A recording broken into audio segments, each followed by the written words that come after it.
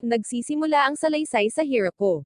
Siya ay napalapit sa Diyos mula nang siya ay inabandona sa isang nakaraang buhay at naging masama sa loob ng 39 na taon. Naniniwala ang Diyos na siya ay nagkaroon ng miserableng buhay matapos siyang pumanaw. Nais ng Diyos ng mga mundo na bigyan si Hiroko ng pangalawang pagkakataon sa buhay bilang kinahinatnan. Nais niyang bigyan siya ng malusog na pangangatawan sa kanyang mga sumunod na pagkakatawang tao, at natupad din ni Hiroko ang kanyang kahilingan. Dahil madalas siyang manood ng mga programa tungkol sa mga magsasaka habang nasa ospital, nagpa siya si Hiroko na gusto niyang maging isang magsasaka sa kanyang hinaharap na buhay. Bukod pa rito, pinagkalooban siya ng Diyos ng lakas ng isang makapangyarihang kagamitang pang-agrikultura.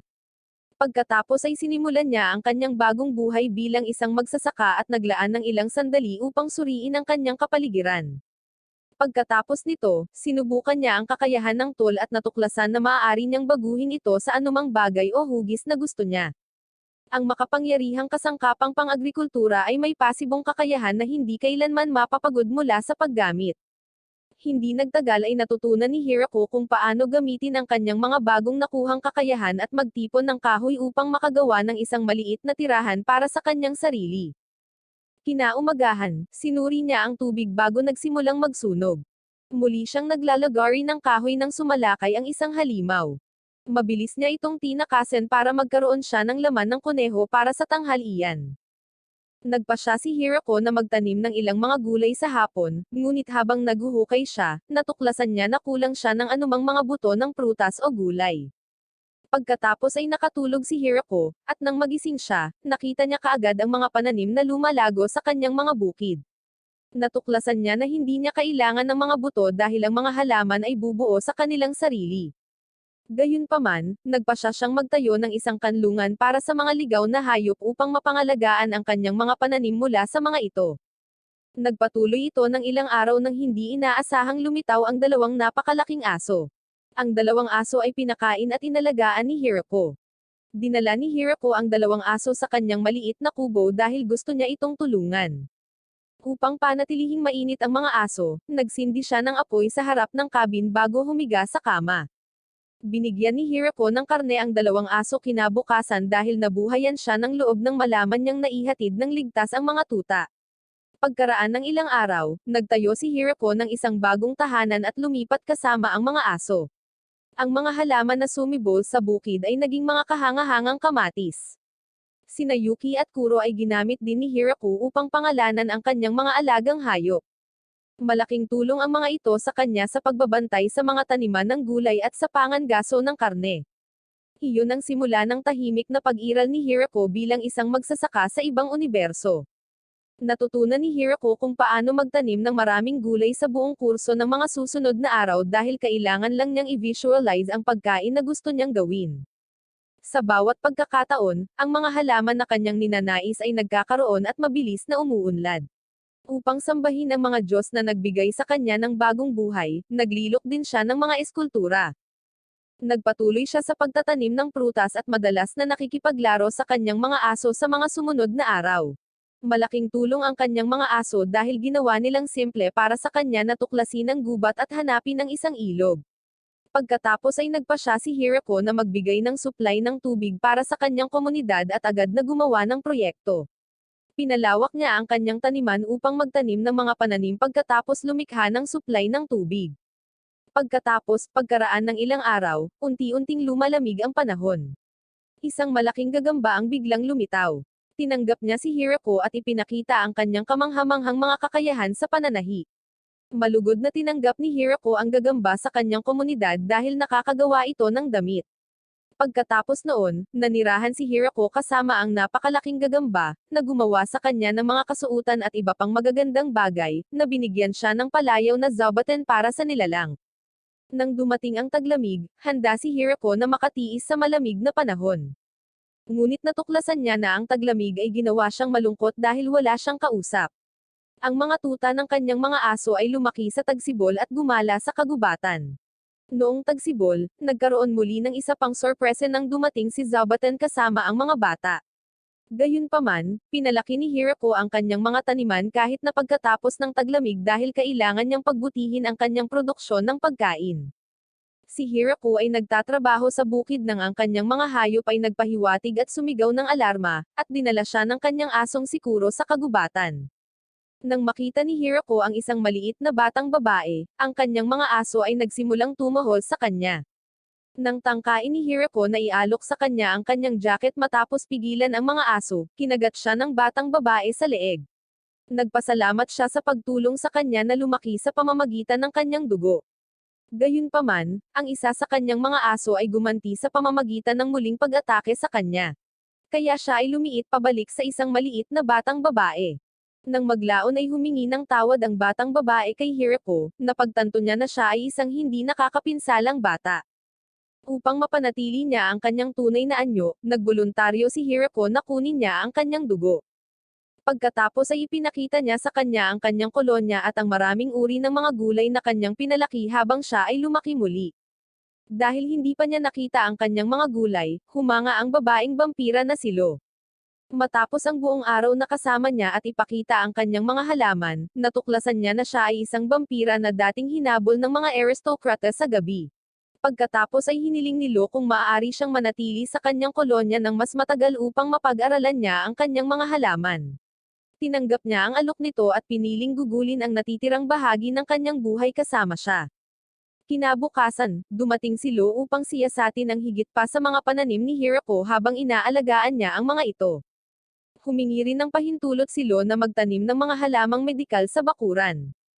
Sa makatuwid, nanirahan si Hirako kasama ang kanyang bagong asawang si Lo, at ang kanyang outpost ay unti-unting lumawak sa isang komunidad. Simula nang lumipat si Lo kasama si Hirako, ang kanyang buhay ay bumuti ng malaki bilang resulta ng kakayahan ni Lo na gumamit ng mahika upang makagawa ng liwanag. Pagkatapos ay uminom si Hirako ng tsaa kasama niya at gustong ipakita sa kanya ang mga bagong halaman na ginawa niya. Biglang tumunog ang alarm, at humarap si Hirako sa mga puno. Nang pumasok ang isang anghel sa ilang, inatake siya ng kanyang mga alagang hayop at iginapos. Matapos siyang palayain ni Hirako, ipinahayag niya ang kanyang pasasalamat at ginamit ang kanyang mga kakayahan sa pagpapagaling upang gamutin ang kanyang mga sugat. Tinangka ni Lo na tumakas dahil sinusundan siya ng anghel.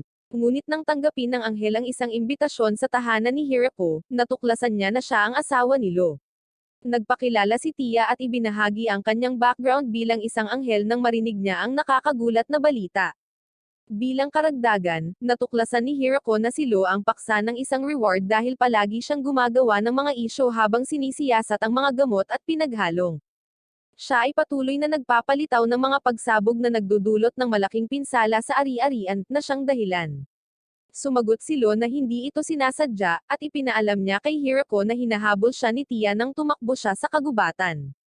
Pagkatapos ay nagtanong si Lo kung papayag ba si Tia na sumama sa kanila sa kolonya ni Hirako. Pagkatapos ay ipinakita sa kanya ni Lo ang mga bukid ng nayon, na nagpakilala kay Tia, ang gagamba na si Zabaten, bago siya namatay sa takot. Sinubukan ni Tia ang salad ni Hirako pagkatapos niyang magdagdag ng asin dito. Pagkatapos noon, nagpatuloy sila sa pangangalap ng mga gulay hanggang sa dapit hapon. Matapos tanungin si Tia kung kumusta ang kanyang araw sa gabi, nagpasya si Lo na si Tia ay dapat na manirahan sa kanila sa nayon. Sa sumunod na mga araw, pumitas sila ng masasarap na prutas at gulay, at tinulungan ni Tia si Hirako sa pagpapalaki ng paninirahan. At nakita ni Hirako na ang kanyang mga aso ay nanganak ng mga sariwang tuta. Dahil dito, dumami muli ang pamilya ng aso ni Yuki at Kuro. Sinadya ni Hirako na magtayo ng mas malaking tahanan ng aso para sa kanila dahil gusto niyang mag-alok sa kanila ng mas maraming silid. Nais din niyang isaalang-alang ang pagbibigay ng mga pangalan sa mga tuta. Ang ilan sa mga anak ni Zabuton ay nagpaalam kay Hirako pagkatapos noon. Nang maglaon, gusto rin ni Tia na magpalipas ng oras na malayo sa komunidad. Pagkalipas ng ilang araw, bumalik si Tia kasama ang ilang matataas na duwende, na lahat sila ay nakilala sa pangalang Leia.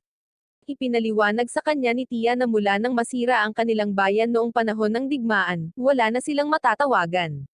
Nagpaabot si Hirako ng imbitasyon sa High Elves dahil wala siyang nakitang mga kakulangan sa kanilang presensya sa kanyang komunidad. Kasunod nito, iniharap ni Hirako ang mga duwende sa napakalaking gagamba na si Zabuton at ang mga lobo mula sa The Inferno. Pagkatapos nito, nagtayo sila ng mga palikuran at mga tahanan. Si Hirako ay nagtataglay ng dakilang kapangyarihan, at ang mataas na duwende ay namangha sa kanyang kakayahang magputol ng puno. Nang matapos ang House of the Elves makalipas ang 10 araw, nadismaya si Hirako dahil mas pino ito kaysa sa kanyang maliit na kubo. Pagkatapos ay sinuri nila ang bagong tahanan, at umaasa si Hirako na ang mataas na duwende ay magiging komportable sa kanyang komunidad. Sa mga sumunod na araw, habang nanirahan ang mga duwende, naunawaan ni Hirako na ang pagkaunawa niya sa mga duwende noon ay ganap na hindi tumpak. Si Hirako ay gumawa ng paugan sa mga sumunod na araw, at ang mga duwende ay gumawa ng mga kagamitan sa pagluluto. Ang mga kaldero sa pagluluto na maaaring gawin ng kanilang mga duwende ay nagpasaya kay Hirako. Sa mga sumunod na araw, nagsasama sila habang nagluluto ng tinapay si Hirako para matikman nilang lahat. Ang mga babae ay nag-uusap sa kanilang mga sarili sa gabi, at sila ay humanga sa kakayahan ni Hirako na gumawa ng napakasarap na gulay pati na rin ang kanyang kontrol sa makapangyarihang mga nilalang tulad ng Inferno Wolf at Demon Spider. Isang malaking queen bee ang nahuli ni Zabuton sa mga sumunod na araw. Nais niyang ang reyna ng pukyutan ay ingatan ni Hirako bilang isang alagang hayop. Gayunpaman, nagtayo si Hirako ng isang maliit na bahay para sa queen bee bilang tahanan ng pukyutan, at sabik niyang inasahan ang pulot na gagawin ng kanyang mga bubuyog. Kasunod nito, nagpasya si Hirako na magtayo ng pasilidad ng pag-iimbak ng tubig at siya at ang isang duwende ay gumawa ng paraan upang makakuha ng tubig mula sa ilog patungo sa nayon. Ginamit noon ni Hirako ang lupang hinukay niya para gawing daanan ng tubig. Sa tulong ng High Elves, ang supply ng tubig sa kanyang bayan ay mabilis na natapos na nagpapahintulot kay Hirako na patubigan ang kanyang prutas at gulay sa kanyang komunidad. Nakatuklas siya ng sariwang isda habang ginagawa ang kanyang supply ng tubig. Nagdesisyon siyang ihaw ang mga ito pagkatapos hugasan. Dahil ang mga isda ay lubhang nakamamatay at walang sino man ang makakapag-isip na sila ay masarap, ang ibang mga taga-nayon ay nagulat nang inihanda ni Hirako ang lahat ng ito sa isang plato. Nang maluto ang ulam na isda ni Hirako, walang nang-ahas na subukan ito dahil sa takot. Nagplano si Hirako na magtanim ng palay sa mga araw na dumating. Namangha ang lahat ng punuin niya ng tubig ang kanyang palayan pagkatapos niyang itayo ito. Ipinakita sa kanila ni Hirako kung paano magtanim ng palay sa bukid habang inaakala nilang nilayon niyang magtanim ng isda. Tinulungan siya ng mga duwende ni Leia sa pag-aani ng palay kapag oras na. Pinatuyo ni Hirako ang kanyang kanin pagkatapos noon. Matapos makumplito ang pagproseso ng bigas, idinagdag ni Hirako ang huling hakbang ng pagluluto ng bigas sa isang kasirole. Namangha ang mga babae sa masarap na lasa ng rice balls na nilikha ni Hirako. Walang natira para sa Hirako dahil lahat ay kumain ng rice ball ng iba. Nang sumunod na mga araw, nagtayo si Hirako ng isang paligan at naghanap ng paraan ng pagtatapon ng dumi sa alkantarilla. Bilang resulta, inayos niya ang linya ng tubig, at ipinakita ni Tia kay Hirako ang ilang kaibig-ibig na slime na maaaring magtanggal ng dumi at ligtas. Ginamit niya ang mga ito bilang pansala upang muling gamitin ang kanilang tubig pagkatapos niyang sumunod. Si Hirako ay nagpuputol ng kahoy at nagtatangkang magtanim ng mga nakakain na kabute sa parehong oras. Nang handa na ang lahat sa kanyang paligan, kailangang turuan ni Hirako ang mga babae kung paano kumilos doon. Sa piling ng mga kaakit-akit na babae, hindi siya makapagpahinga. Ang mga nakakain na kabute ni Hirako ay namumulaklak kinaumagahan, at natuklasan ng kanyang mga lobo ng inferno ang 5 pang duwende. Sila ay pinalad na tumira sa nayon ni Hirako at ang kanilang mga pangalan ay nagsimula sa La. Pagkatapos, makikita natin ang dating pag-iral ni Kuro bago siya mawala ang kanyang amo. Bago niya nakilala si Yuki, si Kuro, na namuhay mag-isa sa isang mapanganib na ilang, ay hindi kailanman natalo sa labanan. Si Kuro ay sabik na naghihintay sa kanyang mga sanggol nang siya ay mabuntis, ngunit sila ay tinambangan ng isang malakas na oso. Dahil sa kanilang mga pinsala, si Kuro at ang kanyang asawa ay nawalan ng lakas upang maghanap ng kanilang sariling ikabubuhay. Pagkatapos ay tumakbo sila sa Hirako. Noong una, pinaniniwalaan nila na si Hirako ay isang mahinang tao, ngunit pagkatapos silang bigyan ng pagkain at talunin ang isang baboy ramo, natanto nila ang kanyang kapangyarihan. Inalagaan ni Hirako ang kanyang mga tuta habang inaakit niya ang dumaraming malalakas na babae sa kanyang tribo. Bagamat alam ni Kuro ang kapangyarihan ng makapangyarihang panganib ni Hirako, tinanong niya kung alam ni Hirako na siya ay isang nakamamatay na inferno na lobo sa halip na isang aso. Gustong-gusto ni Kuro na gumugol ng oras kasama si Hirako, sa kabila ng katotohanan na itinatago niya ang kanyang aktwal na pagkakakilanlan mula sa kanya. Pagkatapos ng si Hirako ay nagtatayo ng isang bagong tahanan, siya ay namangha sa dami ng silid na mayroon ito. Nalaman din ni Hirako na mayroon siyang kamanghamanghang tanawin ng napakalaking puno sa kanyang nayon. Natuwa siya sa pagtatayo ng High Elves ng kanyang bagong bahay, at nagtayo rin siya ng mga estatwa ni Kuro at Yuki sa labas.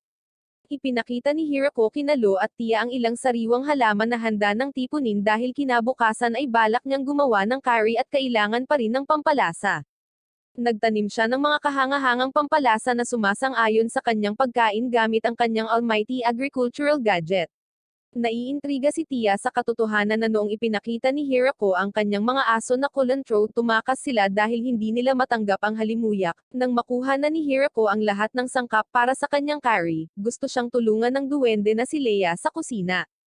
Pagkatapos, nagsimulang magtrabaho sina Hirako at Leia sa paghahanda ng mga gamit. Maraming itinuro kay Leia ang pagluluto kasama si Hirako. Pagkatapos ay ipinakita ni Hirako sa kanya kung paano maghanda ng curry dish. Nang halos handa na ang curry, sinabi ni Hirako na kailangan niyang maghanda ng tinapay na tinatawag na hindi upang samahan ito. Pagkatapos, habang parami ng parami ang mga tao na nagpakita doon, inihanda ni Hirako ang dough at inayos ni Leia ang kwarta habang siya ay nagluluto. Ibinigay ni Hirako ang curry sa lahat ng kanyang mga kaibigan at ipinakita kung paano ito kakainin kapag natapos na ang kanyang hindi tinapay. Namangha ang lahat sa sarap ng curry nang isawsaw niya ang kanyang tinapay sa sarsa. Mabilis na naubos ang kanyang curry dahil nagustuhan ito ng lahat ng mga babae at sabik na humiling ng higit pa, at natuwa si Hirako na makita ang kanilang magagandang ngiti. Naghanda si Hirako para sa taglamig sa mga araw na sinundan ng pangangalap ng sapat na panggatong at mga kumot ng Zabuton. Dahil ang mga lobo ng Inferno ay hindi maaaring manghuli sa nyebe, ginamit ni Tia at Lo ang mahika upang mag-imbak ng karne para sa taglamig. Ipinaliwanag sa kanya ni Lo noong gabing iyon na para makapagsagawa ng mga spells ang mga tao, dapat mayroong magic sa loob nito. Ipinahayag ni Hirako ang kanyang pagnanais na magsanay ng mahika sa kanyang asawang si Lo, ngunit tiniyak sa kanya ni Lo na hindi niya kailangan dahil kakaiba siya kahit wala ito. Naglaro si Hirako ng mga video game nang dumating ang taglamig. Gumawa siya ng mga nakakatuwang laro sa kanyang sarili at tinuruan ang kanyang mga kaibigan kung paano laruin ang mga ito. Sinabi ni Hirako na kinasusuklaman ni Lo ang pagkatalo dahil tinagilid niya ang buong board habang nakikipaglaro siya kay Tia at malapit ng matalo. Hindi iyon matanggap ni Tia, kaya nagmagic siya kay Lo at ni-reset ang board. Pagkatapos, habang pinapanood niya ang The Elves, napansin ni Hirako na ang kanyang mga aso ay hindi kapani-paniwalang matalino at mahuhusay na manlalaro ng chess. Sinubukan ni Lo na laruin si Kuro, ngunit natalo siya. Nagpatuloy ang Hirako sa paggawa ng mga laro sa mga sumunod na araw. Kaya naglaro sila ng bowling. Ipinakita ni Hirako ang kanyang mga kakayahan sa lahat, ngunit lahat ng mga kababaihan ay natalo sa kanya. At nang dumating ang tagsibol, si Hirako ay sabik na gisingin ang kanyang napakalaking gagamba, si Zabuton, mula sa kanyang pagkakatulog. Isang wyvern ang biglang sumulpat sa kanila. Ipinakita ng wyvern ang kanyang napakalawak na lakas sa pamamagitan ng paggamit ng kanyang breath of fire para salakayin ang bayan ni Hirako. Tinangka ni Hirako na bumuo ng isang sibat mula sa kanyang makapangyarihang kagamitang pang-agrikultura sa pagsisikap na ipagtanggol ang lahat. Nakagawa siya ng isang malakas na sibat, at sinalakay niya kaagad ang wyvern.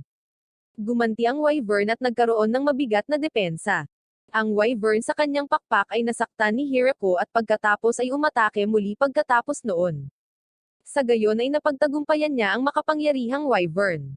Kasunod nito, hinanap ni Hirako ang wyvern sa kagubatan, at ipinaalam sa kanya ni Lo na ang isang dragon ay bihirang magpakita.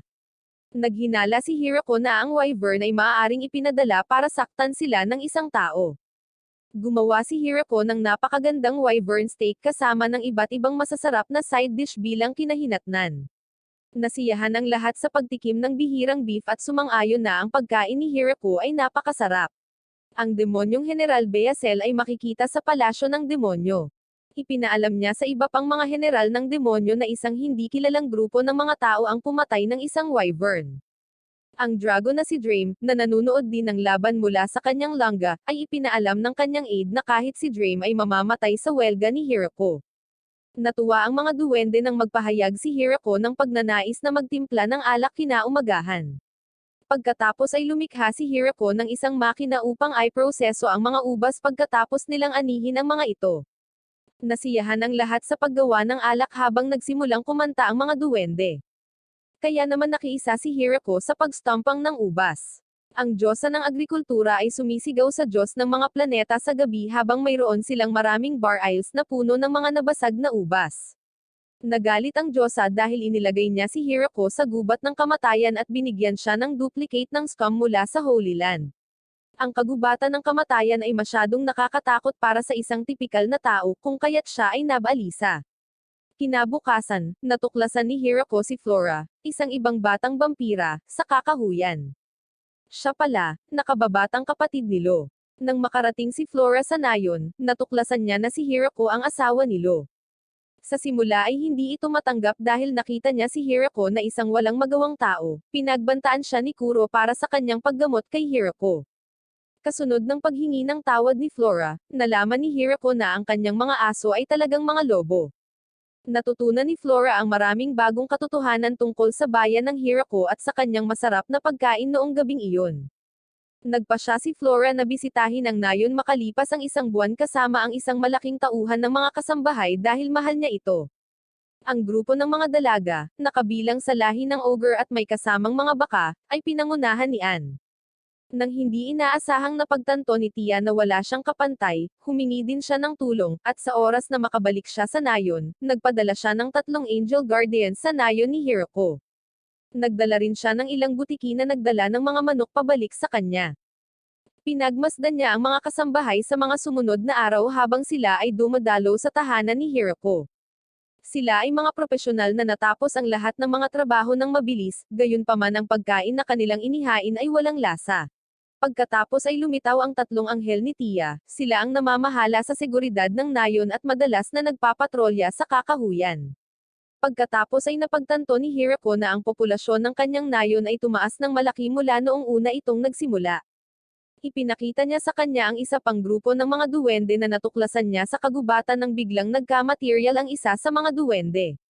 Nakipag-usap si Hirako sa kanyang mga kaibigan tungkol sa mga posibleng pangalan para sa kanyang komunidad sa gabi.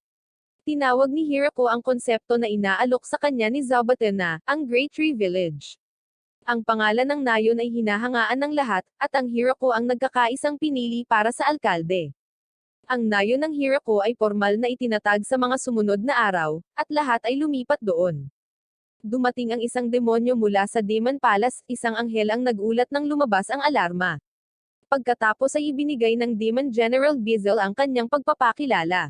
Inangkin ni Hirako na siya ang alkalde ng nayon ng Big Tree at ipinaalam kay Lo na binigyan siya ni Bizel ng isang bote. Handa si Hirako na magbayad ng buwis sa Demon Lord dahil sa pagkakaalala niya, ang kanilang village ay itinayo sa ari-arian ng Demon Lord. Pagkatapos ay pinayuhan ni Hirako na magbayad siya ng buwis sa isang bahagi ng kanyang ani. Nangako siya sa kanila ng bahagi ng kanilang taunang produksyon ng agrikultura na katumbas ng 10%. Bumalik si Bizel transported sa Demon Palace nang napagkasunduan na ang Hirako ay magbibigay sa kanila ng 10 ani sa bukid bawat taon. Kasunod nito, natuklasan ni Hirako sa pamamagitan ni Lo na ang kanyang komunidad ay protektado na ngayon ng mga demonyo at ang karaniwang rate ng buwis ay nasa pagitan ng 50 at 60%. Nakatanggap si Hirako ng pagbati mula sa mga babae para sa pagsasara ng napakagandang transaksyon, na humanga sa kanila. Natuwa din si Lo sa bote, na naglalaman ng mabisang lunas. Pagkatapos ay lumitaw ang mga general ng demonyo. Natuwa sila dahil kaibigan na ng demon si Hirako. Sinabi ni Bizel na si Hirako ay nagtataglay ng mabigat na angel Tia at ang vampira na si Lo bilang magkaibigan. Dahil sa ilang makapangyarihang mandirigma at halimaw sa Hirako's village, kinatatakutan sila ng mga general ng demonyo. Masaya si Bizel na nagpasya sila sa isang mapayapang resolusyon. Sinubukan nila ang mga mansanas pagkatapos malaman ang tungkol sa alok ni Hirako. Bigla nilang nalaman na si Hirako ay inalalayan din ng isang nakakatakot na demonyong gagamba. Ang napakalaking dragon na drive ay nagpakita sa susunod na araw at nagbigay kay Hirako ng isang espada bilang regalo. Ipinaalam kay Hirako na magkapit-bahay sila ng katulong ni Drive. Nag-transform si Drime sa isang tao nang tanggapin siya ni Hirako sa kanyang komunidad. Ipinakita ni Hirako kay Drime ang kanyang alak dahil alam niya kung gaano siya kaiya. Nang lasing si Drime, nasiyahan siya sa Hirako's village. Nais niyang manatili ng mas matagal, ngunit pinilit siya ng tagapaglingkod ni Drime na bumalik sa kanyang bahay pagkatapos magpasalamat sa kanyang kabaitan. Pagkatapos ay may naisip si Hirako. Balak niyang magtayo ng panibagong guest home. Dahil sa katotohanan na karamihan sa mga bisita ay dumarating sa malalaking grupo, pinayuhan ni Tia si Hirako na ang mga duwende ay gustong magtayo ng isang tirahan na kayang tumanggap ng 30 katao. Pagkatapos ay naghanda siya ng pasalubong para sa mga bisita. Alam ni Hirako na ang mga bisita ay natakot kay Gran Maria at sa mga anghel. Ang mga butiki ay patuloy ding naghahanda para sa labanan sa tuwing lalabas ang alerto. Nag-organisa si Hirako ng grupo ni Zabaten para batiin ang mga bisita. Pagkatapos ay tinanong niya si Flora kung maaari rin siyang tumulong, at siya ay inilagay sa pamamahala ng seguridad sa gabi. Kinabukasan, nagpakita ang mga bisita ng Howlang Village. Sinabi ni Garf na gusto nila ng koneksyon sa Hirako's Village. Binati sila ni Lo at sinabing hindi ganap na tapat sa kanila ang mga organisasyon. Kinuha ng mga lobo ng Inferno ang pangalawang grupo nang makita ni Lo ang higit pang mga miyembro ng grupo. Nagpahayag ng panghihinayang si Garf at nangakong hindi na maglalaro muli. Pagkatapos ay tinanggap ng mga katulong ang kumpanya ni Garf, at ang mga lalaki ay natuwa nang makita ang napakaraming kaakit-akit na kasambahay. Pagkatapos, gusto ni Hirako na dalhan sila ng masasarap na pagkain, ngunit tumutol si Tia, sinabing hindi nagdala ng regalo si Garf. Bukod pa rito, dahil nagtago sila ng isa pang grupo sa gubat, hindi siya sigurado kung sila ay mabait o masama. Sinadya ni Hirako na mag-alok sa kanila ng masarap na pagkain ngunit tutol si Ann sa kanyang paniwala, kaya't simpleng pagkain lamang ang ibinigay. Binalaan ni Tia ang mga bisita na mag-ingat, at nakaramdam si Hirako ng kakilekilabot para sa mga bisita.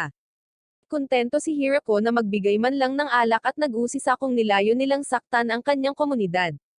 Pagkatapos ay nagtanong si Hirako tungkol sa Howlang Village mula sa kanila. Natuklasan niya na mayroong 5 natatanging komunidad doon, at ang karamihan sa mga tao ay mga hayop. Natuklasan din ni Hirako na ang kanilang ikinabubuhay ay sa pamamagitan ng pagmimina at pangangaso.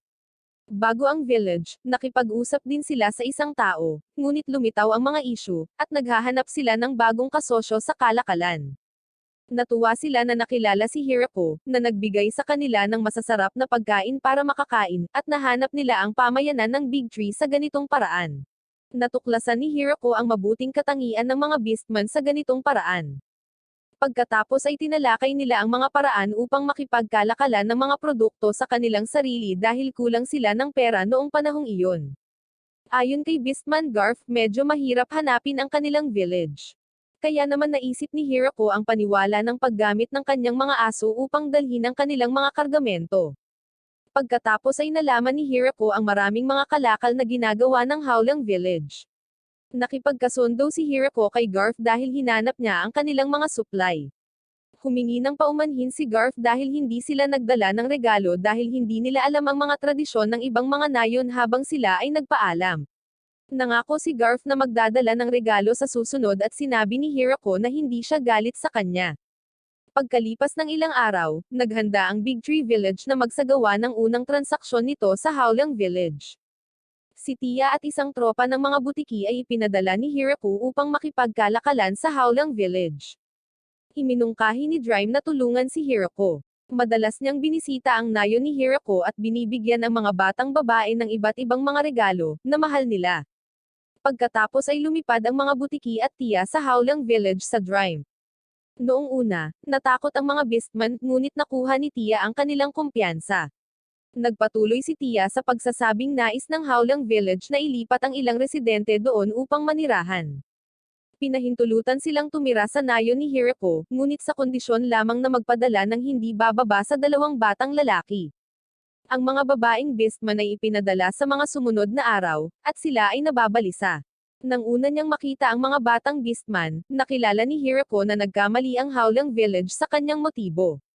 Ang mga batang babae ay nag-aalala tungkol sa pagtanggap ng hindi patas na pagtrato. Pagkatapos ay pinangunahan sila, at natuklasan nila kung gaano kabait ang mga lokal. Nang maglaon, sinabi ni Lemulias na takot pa rin sila kay Zabuton at sa kanyang mga asong inferno. Pagkaraan ng ilang araw, natuklasan ni Hirako na si Senna ay may kakayahang gumamit ng mahika. Pagkatapos noon, pumunta si Hirako sa mga magsasaka at pinatubo ang mga halaman gamit ang mahika. Bilang isang resulta, makikita namin na ang lahat ng mga taga-nayon ay may isang tiyak na elemento at maaaring gumamit ng mahika. Namangha siya na ang mga malalakas na spelling ay maaaring gawin ng kanyang mga nilalang.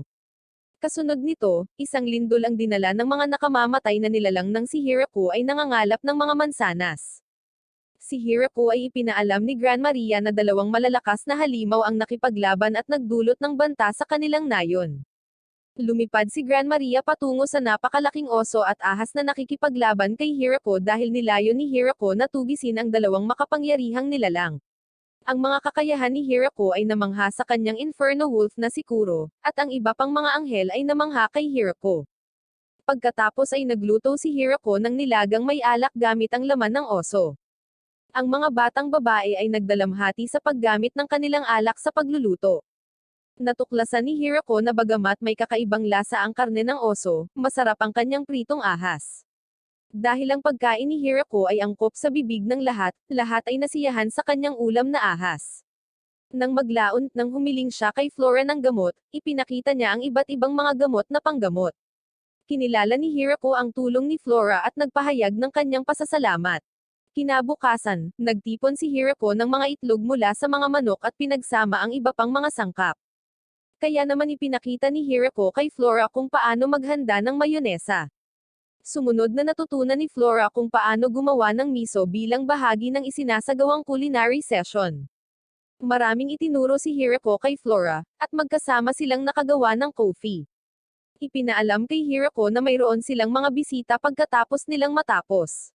Dumating si Hirako sa ilang dwarf na inutusan ni Donovan. Gusto niyang tulungan si Hirako sa paggawa ng mas marami at mas mahusay na booze.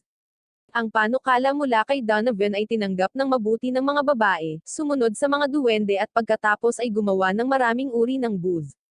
Bilang kinahinatnan, lumikha si Donovan ng whiskey, at nagulat si Hirako sa kung gaano ito kalakas. Isang malugod na piging ang idinaos ni Hirako para sa mga beastman at dwarf pagkatapos nilang manirahan sa kanyang nayon. Sinamba ni Dryme ang bagong booze ni Donovan at hindi nagtagal ay nasayang. Gusto ni Hirako na makipag-usap sa lalaki habang pinasalamatan siya ni Donovan. Nagtanong siya sa uri ng mga babae na gusto ni Donovan. Lahat sila ay maganda, sabi niya, ngunit mas gusto niya ang mga matatandang babae na may balbas. Handa si Hirako na sirain ang dragon nang muling lumitaw sa mga sumunod na araw.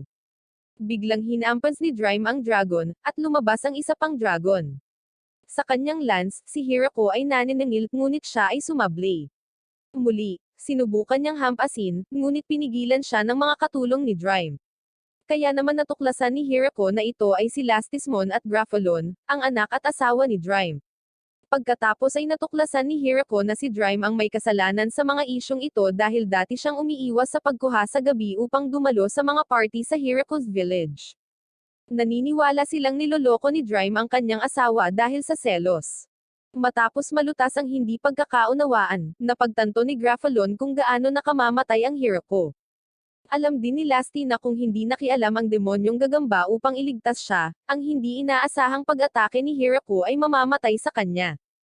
Gusto ni Grapholon na manirahan ang kanyang anak sa nayon ng Hirako. Pagkatapos ay dinala si Lasty sa nayon. Matapos ipakita ng Big Tree kay Lasty ang kanyang mga responsibilidad sa paligid ng komunidad, nakita ni Hirako na siya ay higit na kapantay at hindi sinasadyang nagdudulot ng pinsala. Laking gulat ni Bells nang malaman na ang komunidad ni Hirako ay mayroong isang Dragon Girl. Kailangan niyang bumili ng prutas dahil natatakot siya. Binili ni Bells ang lahat dahil natatakot siya kay Lasty at ayaw niyang magkaroon ng anumang problema. Nagpa siya si Bells na ipadala din ang kanyang anak sa tribo ni Hirako matapos ipaalam sa iba pang mga general ng demonyo ang tungkol kay Lasty. Kailangan niyang tingnan ang loob ng komunidad ng Big Tree at makita kung gaano kalakas ang komunidad ni Hirako.